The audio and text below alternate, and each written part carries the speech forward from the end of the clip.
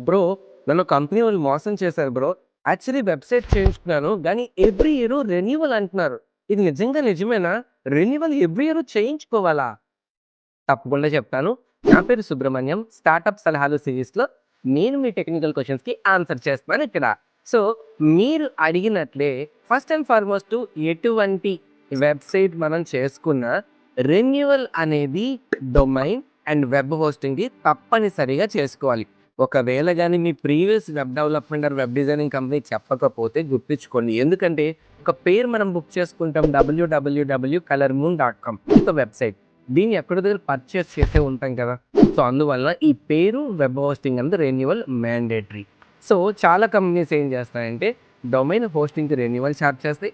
కొన్ని కంపెనీస్ ఇయర్‌కి మీకు సపోర్ట్ ఇస్తున్నందుకు ఏఎంసీ కూడా చార్జ్ చేస్తాయి. ఒకవేళ వాళ్ళు చెప్పినా చెప్పకపోయినా రెన్యువల్ అనేది డొమైన్ హోస్టింగ్ అయితే చేసుకోవాలి. ఇది కాకుండా ఏదైనా మీకు రెన్యువల్ అని చెప్తే మాత్రం అస్సలు నమ్మొద్దు.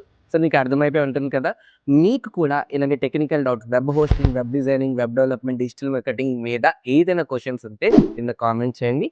నేను గాని మా టీమ్ గాని మీకు రిప్లై ఇస్తాం. Thank you.